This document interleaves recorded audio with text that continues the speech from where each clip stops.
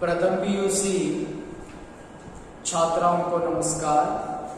आज मैं चर्चा करूंगा आप लोगों के सामने गद्य भाग दिल का दौरा और एंजाइना को लेकर।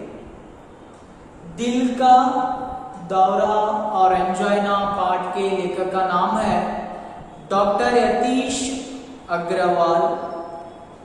दौरा यानी रोग का प्रभाव, दर्द, ये जो हृदय रोग के दो रूप है, इसे यहां पर दिया है नीचे।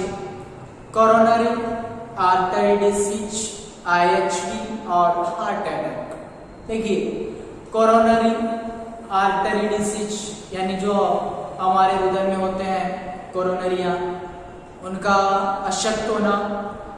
IHD इंडेक्सरा हाइड्रोजन डिफिशियंसी, हम लोग देखते हैं जो अच्छा कोलेस्ट्रॉल बुरा होता है तो अच्छा कौन सा आता है, HDL APO होता है, या जो बुरा होता है LOL BP होता है, और हार्ट अटैक। ये जो दो रूप होते हैं दिल का दौरा और एंजाइना, इसके लेखक है डॉक्टर यतीश अग्रवाल। हाಗಾದ್ರೆ ಇವತ್ತು ನಾವು ದಿಲ್ ಕಾ ದೌರಾ और एंजाइना ಪಾಠದ ಬಗ್ಗೆ ಅಧ್ಯಯನವನ್ನು ಮಾಡೋಣ।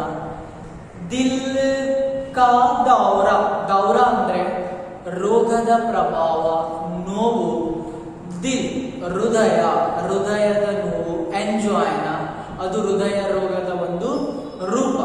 ಎರಡು ದಿಲ್ ಕಾ ದೌರಾ और ಎಂಜಾಯ್ನಾ ಹೃದಯ ರೋಗದ ಎರಡು ರೂಪಗಳು। ಹಾಗಾದ್ರೆ ಕೊರೋನರಿ ಆರ್ಟರಿ ಡಿಸೀಜ್ ನೀವು ನೋಡ್ತಾ ಇದ್ದೀರಾ। ಕೊರೋನರಿ ಆರ್ಟರಿ ಡಿಸೀಜ್ ಅಂತಂದ್ರೆ ನಿಮ್ಗೆ ಗೊತ್ತಿರಬಹುದು, ಏನು ನಾವು ಅಭಿಧಮನಿ, ಅಪಧಮನಿ ಅಂತೇಳಿ ರಕ್ತಧಮನಿಗಳನ್ನ ಕರೀತಾ ಇದ್ದೇವೆ, ಆ ಧಮನಿಗಳಿಗೆ ಕೊರೋನರಿ ಅಂತೇಳಿ ಕರೀತಾ ಇದ್ದೇವೆ। ಡಿಸೀಜ್ ಅಂತಂದ್ರೆ ಅವು ಅಶಕ್ತವಾಗಿರ್ತವೆ। IHD ಇಂಡೆಕ್ಸರಾ ಹೈಡ್ರೋಜನ್ ಡಿಫಿಷಿಯನ್ಸ್ ಅಂತದ್ದು। ತದನಂತರ ನೀವು ನೋಡ್ತಾ ಇದ್ದೀರಾ ಸೈನ್ಸ್ ನಲ್ಲಿ ನೋಡ್ಬೇಕಂತಂದ್ರೆ, ಈಗ ಕೊಲೆಸ್ಟ್ರಾಲ್ ಇರುತ್ತೆ, ಅಲ್ಲಿ ಒಳ್ಳೆಯ ಕೆಟ್ಟದ್ದು ಇರುತ್ತೆ, ಅದರಲ್ಲಿ HDL APO ಅನ್ನುವಂಥದ್ದು ಒಳ್ಳೇದು ಬರುತ್ತೆ।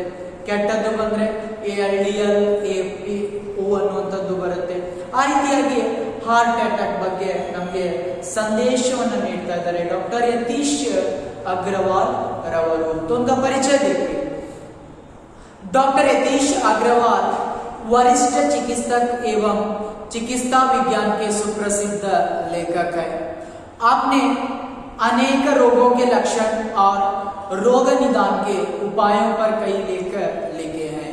तो क्या है, एक प्रसिद्ध लेखक है और अनेक रोगों के लक्षणों को लेकर रोग निदान के उपायों को भी लेकर इन्होंने चर्चा किया है। ಏನ್ ಮಾಡಿದ್ದಾರೆ ಅಂತಂದ್ರೆ, ಡಾಕ್ಟರ್ ಯತೀಶ್ ಅಗ್ರವಾಲ್ ಒಬ್ಬ ಚಿಕಿತ್ಸಕನೇ ಹೌದು, ತದನಂತರ ವಿಜ್ಞಾನದ ಸುಪ್ರಸಿದ್ಧ ಲೇಖಕರು ಹೌದು, ತದನಂತರ ಈ ರೋಗದ ಲಕ್ಷಣಗಳ ಬಗ್ಗೆ ಅಥವಾ ರೋಗ ನಿದಾನ, ಆ ರೋಗದ ಡಯಾಗ್ನೋಸಿಸ್ ಇರುತ್ತೆ, ಚಿಕಿತ್ಸೆ ಇರುತ್ತೆ, ಅದ್ರ ಬಗ್ಗೆ ಚರ್ಚೆಯನ್ನು ಮಾಡುವಂತ ಒಬ್ಬ ಪ್ರಸಿದ್ಧ ಲೇಖಕರಾಗಿದ್ದಾರೆ।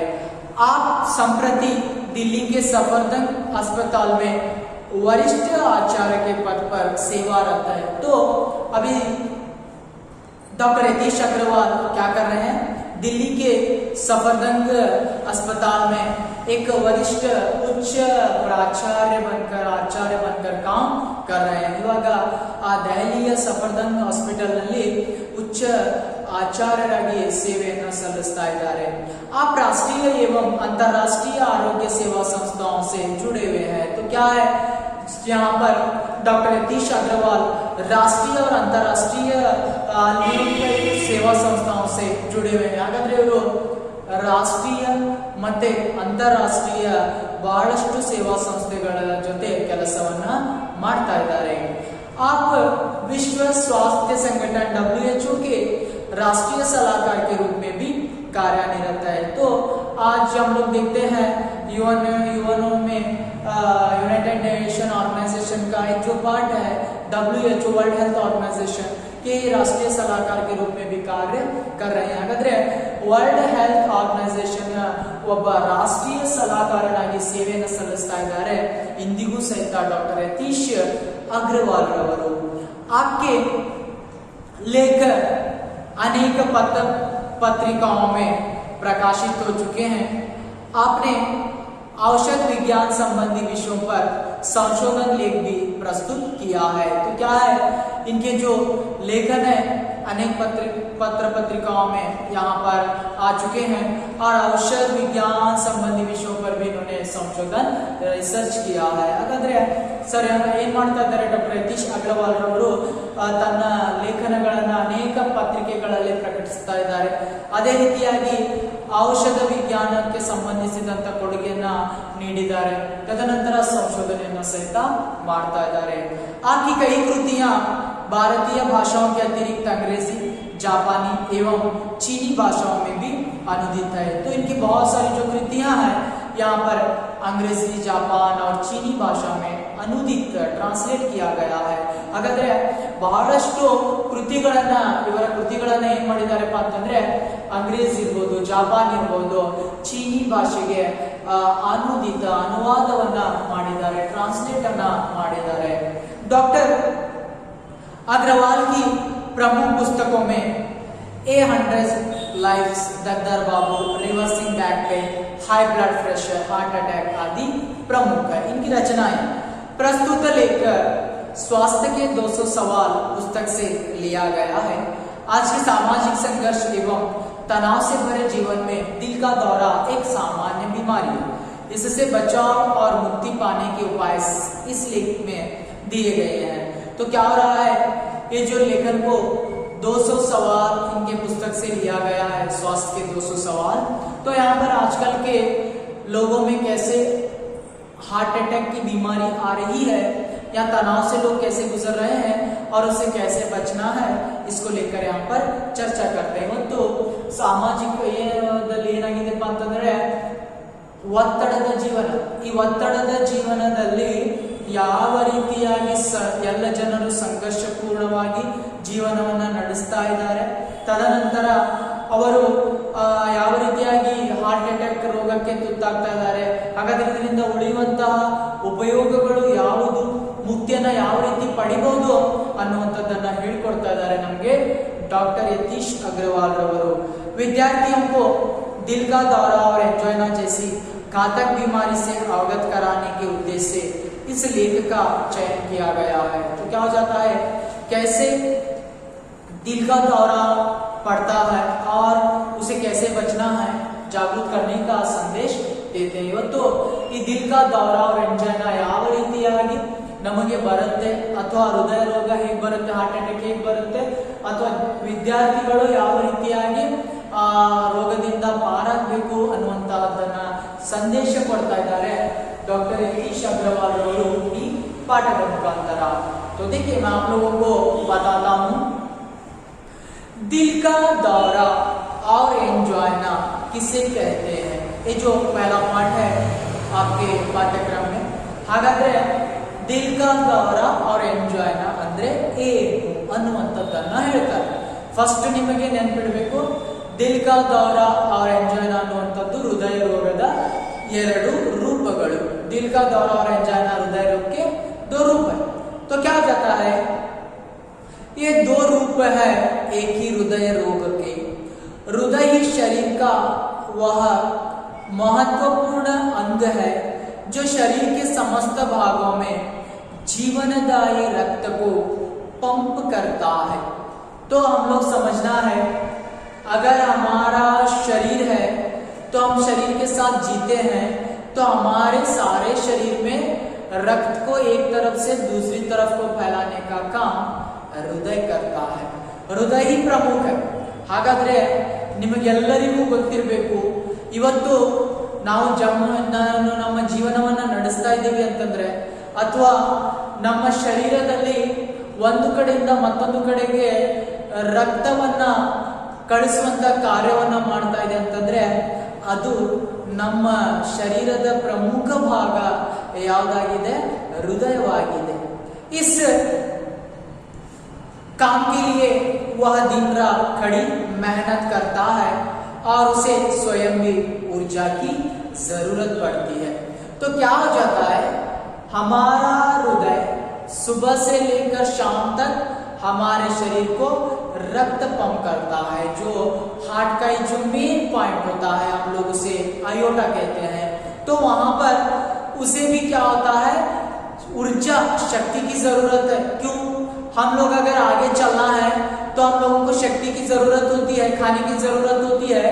उसी तरह जैसे ही हमारा हृदय एक तरफ से दूसरी तरफ वहां पर रक्त को पंप करना है, तो हम लोगों को ऊर्जा की जरूरत है, शक्ति की जरूरत है, और हृदय को भी शक्ति की जरूरत होना जरूरी है। हाಗಾದ್ರೆ ನಮ್ಮ ಶರೀರದಲ್ಲಿ ಹೃದಯ ಒಂದು ಕಡೆಯಿಂದ ಮತ್ತೊಂದು ಕಡೆಗೆ ರಕ್ತವನ್ನ ಕಳಿಸ್ತಾ ಇದೆಪ್ಪ ಅಂತಂದ್ರೆ ಇಲ್ಲಿ ಏನಾಗಿದೆ ಅಂತಂದ್ರೆ ಆ ಹೃದಯಕ್ಕೂ ಸಹಿತ ಶಕ್ತಿ ಬೇಕಾಗಿದೆ. ಏನು ಆ ಹೃದಯದ ಮೇನ್ ಪಾಯಿಂಟ್ ಇರುತ್ತೆ, ಅಯೋಟಾ ಇರುತ್ತೆ, ನಾವು ಆ ಹಾರ್ಟಿನ ಮೇನ್ ಪಾಯಿಂಟ್ಗೆ ಕರೀತಾ ಇದ್ದೀವಿ, ಅದಕ್ಕೂ ಸಹಿತ ಶಕ್ತಿ ಬೇಕಾಗುತ್ತೆ ಒಂದು ಕಡೆಯಿಂದ ಮತ್ತೊಂದು ಕಡೆಗೆ ರಕ್ತವನ್ನ ಕಳಿಸ್ಲಿಕ್ಕೆ. यह ऊर्जा उस तक पहुंचाती है दो मुख्य कोरोनरी धमनियां और उनकी छोटी बड़ी बहुत सी शाखाएं। तो देखिए, हृदय को शक्ति पहुंचाना है तो ये काम कौन करते हैं? दो मुख्य कोरोनरी धमनियां होती हैं, आर्टरी जो होती हैं वह काम करती है, और उसकी बड़ी और छोटी सी शाखाएं. ಹಾಗಾದ್ರೆ ಆ ಹೃದಯಕ್ಕೆ ಏನಪ್ಪಾ ಅಂತಂದ್ರೆ ಶಕ್ತಿಯನ್ನ ತಲುಪಿಸುವಂತ ಕಾರ್ಯವನ್ನ ಎರಡು ಮುಖ್ಯ ಕೊರೋನರಿ ಧಮನಿಗಳು, ಅಪಧಮನಿ ಅಭಿಧಮನಿ ಅಂತ ಹೇಳಿ ಕರೀತಿರಲ್ಲ, ಆ ಧಮನಿಗಳು ಆ ಶಕ್ತಿಯನ್ನ ಕಳಿಸ್ತಾ ಇರ್ತವೆ ಅದಕ್ಕೆ ಹೃದಯಕ್ಕೆ. जब कुछ कारणों से उनमें सिकुड़न आ जाती है तो हृदय को पर्याप्त मात्रा में ऊर्जा नहीं मिल पाती. तो क्या हो जाता है, जैसे ही कोरोनरी धमनियां हृदय के लिए शक्ति पहुंचाती रहती है, लेकिन कोरोनरी धमनियों में कोलेस्ट्रॉल का बढ़ जाने से यानी वहां पर दब जाती है तो उसे शक्ति नहीं मिल पाती. ಹಾಗಾದ್ರೆ ಆ ಎರಡು ಧಮನಿಗಳು ಹೃದಯಕ್ಕೆ ಶಕ್ತಿಯನ್ನ ಕಳಿಸ್ತಾ ಇರ್ತವೆ. ಕಳಿಸುವಾಗ ಅಲ್ಲಿ ಏನಾಗ್ತಾ ಇದೆಪ್ಪ ಅಂತಂದ್ರೆ ಆ ಧಮನಿಗಳಲ್ಲಿ ಒತ್ತಡ ಬಂತು ಅಥವಾ ಏನಾಗಿದೆಪ್ಪ ಅಂತಂದ್ರೆ ಸಿಕುಡನ್ ಅವು ಮುದುಡಿಕೊಂಡಿದ್ದಾವೆ ಅಂತಂದ್ರೆ ಆಗ ಹೃದಯಕ್ಕೆ ಶಕ್ತಿ ತಲುಪುವುದಿಲ್ಲ. ಯಾಕಂತಂದ್ರೆ कोलेस्ट्रॉल का बढ़ जाना, कोलेस्ट्रॉल अच्छी ಆಗಿರುತ್ತೆ, तदनंतर और लेकिन हृदय तब भी किसी तरह काम चलाता रहता. अगर उसे धमनियों से शक्ति भी नहीं मिलती है तो हृदय अपना काम चलाता ही रहता है. तदनंतर ಆ ಧಮನಿಗಳಿಂದ ಶಕ್ತಿ ಸಿಗ್ತಾ ಇಲ್ಲಪ್ಪ ಅಂತಂದ್ರು ಸಹಿತ ಆ ಹೃದಯ ಹೇಗಾದ್ರೂ ಕೆಲಸ ಮಾಡ್ತಾ ಇರುತ್ತೆ. पर जब उसे अधिक काम करने की जरूरत पड़ती है, यह स्थिति उसके लिए असहनीय हो जाती है और वह उस बोझ को सह पाने में अपने को असमर्थ पाता है. इसे कहते हैं एंजाइना. तो क्या हो जाता है, जैसे ही आप लोगों को मैं बताता हूं, देखिए सही तौर पर याद रखना है क्या हो जाता है. एंजाइना मतलब क्या है? हृदय रोग, दिल का दौरा और एंजाइना हृदय रोग के दो रूप है. तो यहाँ पर क्या हो जाता है, आपको कैसे लिखना है याद रखने के लिए, हमारा शरीर हमारे लिए बहुत प्रमुख है. हमारे शरीर में रक्त को यानी रक्त को एक तरफ से दूसरी तरफ को भेजने का काम हृदय करता है, क्योंकि हृदय ही हमारे शरीर का प्रमुख भाग है. तो हृदय के लिए भी शक्ति की जरूरत है, तो कोरोनरी धमनियों से शक्ति पहुंचाती रहती है. अचानक कोरोनरी धमनियों में सिकुड़न आने की वजह से वो अपना काम बंद कर देती है. उसी समय हृदय किसी भी तरह काम चलाता रहता है, लेकिन ज्यादा काम चलाने के वक्त क्या हो जाता है, उसे अपना बोझ संभालना मुश्किल हो जाता है और वहां पर वह असमर्थ हो जाता है हृदय. तो इसे कहते हैं एंजाइना.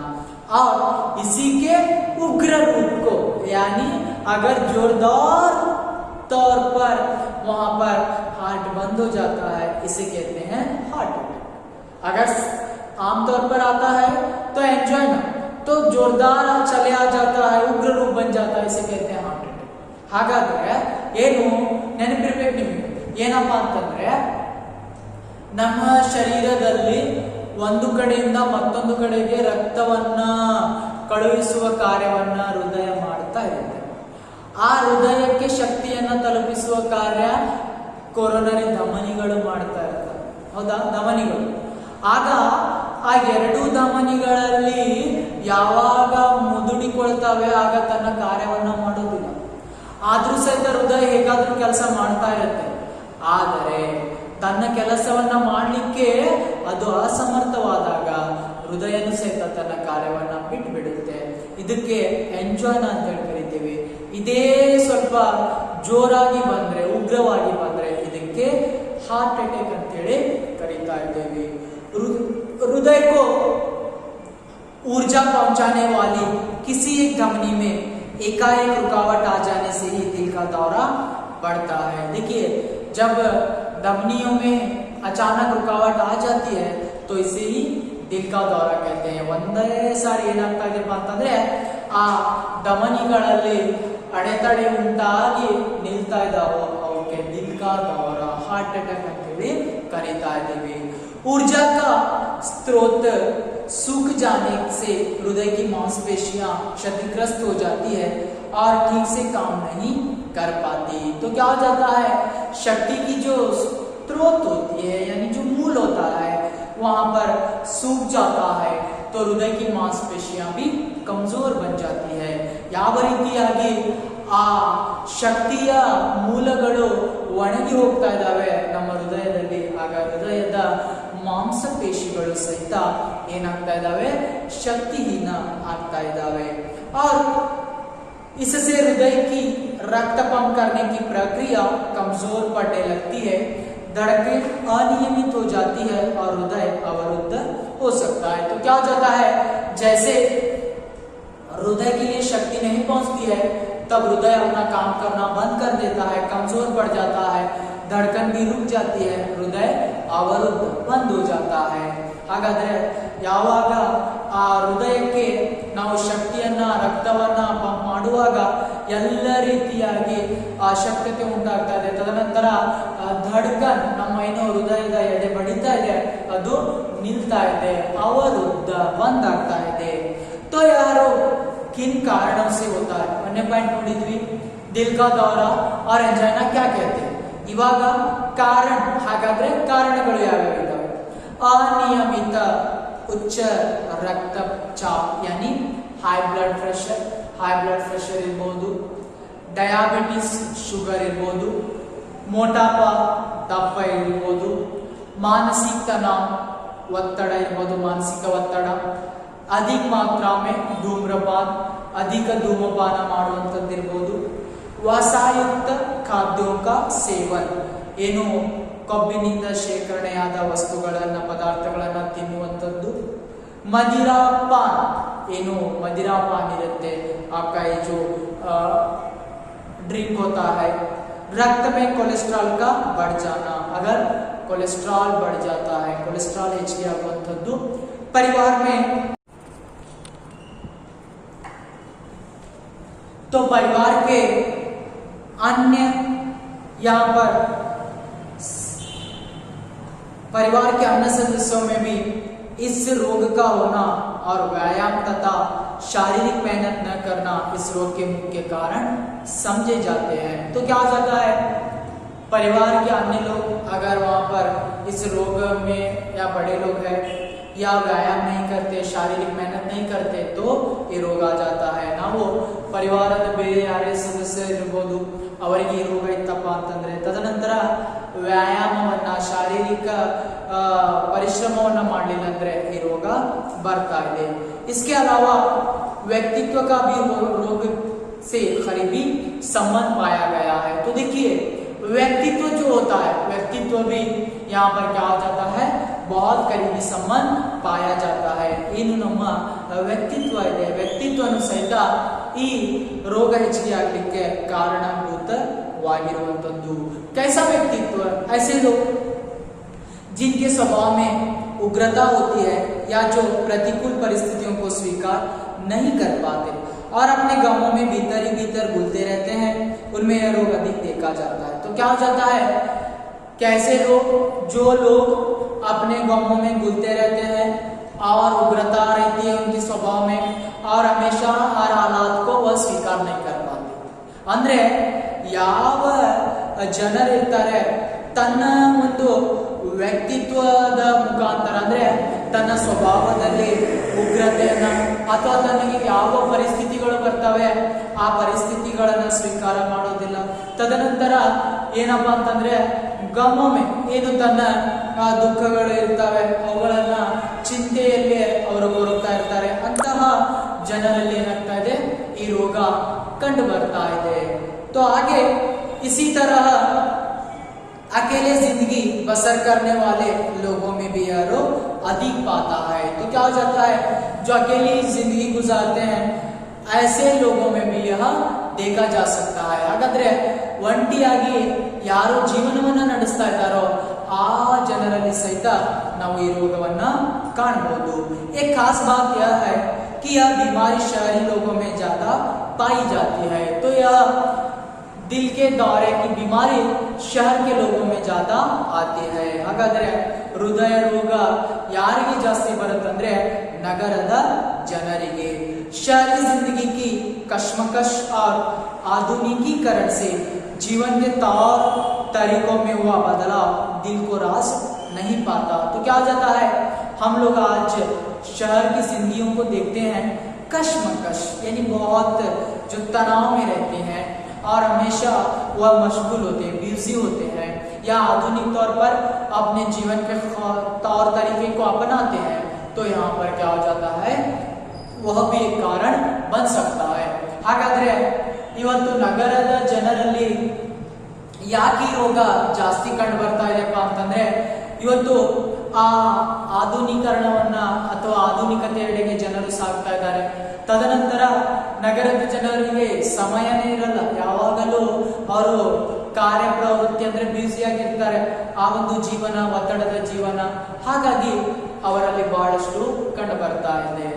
बढ़ता मानसिक तनाव, कुर्सी पर बैठे रहने वाली नौकरी. देखिए मानसिक जो तनाव होता है या हमेशा मेहनत ना करके कुर्सी पर बैठने की नौकरी होती है, ಮಾನಸಿಕ ಒತ್ತಡ ಇರ್ಬೋದು. ತದನಂತರ ಯಾವಾಗಲೂ ಕುರ್ಚಿಯ ಮೇಲೆ ಕೂತ್ಕೊಳ್ಳುವಂತ ನೌಕರಿ ಇರ್ಬೋದು.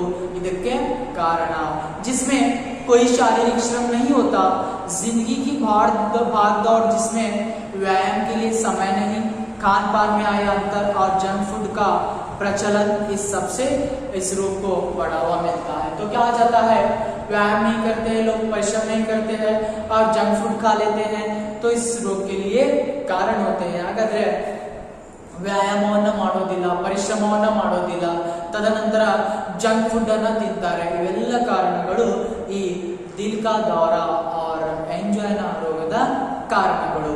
ಯಾ किस उम्र का रोग है, ಹಾಗಾದ್ರೆ ಯಾವ ವಯಸ್ಸಿನವರಿಗೆ ಬರ್ತಾ ಇದೆ? आमतौर से एंजाइना और दिल का दौरा 45 वर्ष से अधिक उम्र के व्यक्तियों में ही देखे जाते हैं, पर आजकल यह रोग युवावस्था में भी देखने को मिल रहा है. ಹಾಗಾದ್ರೆ ಈ ರೋಗವನ್ನ ನೋಡಿದ್ರೆ 45 ವರ್ಷಕ್ಕಿಂತ ಮೇಲ್ಪಟ್ಟು ಯಾರಿರ್ತಾರೆ ಅವರಲ್ಲಿ ಕಂಡು ಬರ್ತಾ ಇದೆ. ಆದ್ರೆ ಇವತ್ತು युवावस्थेಯಲ್ಲಿ ಸಹಿತ ಈ ರೋಗ ಕಂಡು ಬರ್ತಾ ಇದೆ. तो क्या हो जाता है, आमतौर पर एंजाइना और दिल का दौरा 45 लोगों से भी बढ़कर होता है, 45 उम्र के लोगों से बढ़कर आता है, लेकिन आज युवाओं में भी देखा जा रहा है. पिछले दिनों मेरे पास एक रोगी आया, उसकी उम्र सिर्फ 23 वर्ष की थी. स्त्रियों में यह रोग पुरुषों की अपेक्षा काफी कम संख्या में पाया जाता है. तो यहाँ पर परसों मेरे पास एक रोगी आया था, उसकी उम्र कितनी थी, 23 साल, और यहाँ पर स्त्रियों में ज्यादा नहीं है, स्त्रियों में कम है, पुरुषों में ज्यादा दिखाई देता है. ಹಾಗಾದ್ರೆ ಲೇಖಕರು ಹೇಳ್ತಾ ಇದ್ದಾರೆ, ಮೊನ್ನೆ ಒಬ್ಬ ರೋಗಿ ಬಂದಿದ್ದ, ಆ ರೋಗಿಯ ವಯಸ್ಸು 23 ವರ್ಷ. ತದನಂತರ ಈ ಹೆಣ್ಣು ಮಕ್ಕಳಲ್ಲಿ ಕಡಿಮೆ ಕಂಡು ಬಂದ್ರು, ಆ ಪುರುಷರಲ್ಲಿ ಜಾಸ್ತಿಯಾಗಿ ಕಂಡು ಬರ್ತಾ ಇದೆ. ರೋಗಕ್ಕೆ ಪ್ರಮುಖ ಲಕ್ಷಣ ಕ್ಯಾ ಹೈ, ಹಾಗಾದ್ರೆ ರೋಗದ ಪ್ರಮುಖ ಲಕ್ಷಣಗಳು ಯಾವ್ಯಾವಿದಾವೆ?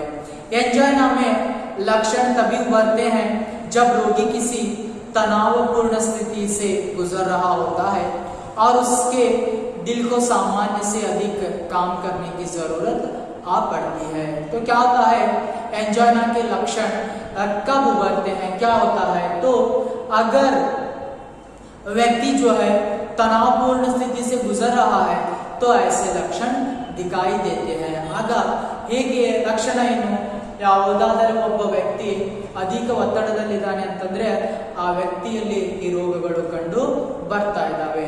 ऐसे में उसके सीने में बाईं ओर दर्द उठने लगता है, भारीपन रहने लगता है। तो क्या होता है, उसके सीने में दर्द उठता है, बाईं ओर भारीपन, ಅವನ ಹೃದಯಕ್ಕೆ ನೋವಾಗುತ್ತೆ, ತದನಂತರ ಎಡಗಡೆಗೆ ನೋವಾಗುತ್ತೆ, बेचैनी होती है और वह थका थका सा महसूस होता है, हमेशा बेचैनी रहती है और थका थका सा महसूस होता है, ಯಾವಾಗಲೂ ಅಶಾಂತಿ ಇರುತ್ತೆ, ತದನಂತರ ದಣಿವು ಅವನಿಗೆ ಕಂಡು ಬರುತ್ತೆ। दिल के दौरे का प्रमुख लक्षण सीने में बाईं ओर प्राणलेवा दर्द उठना।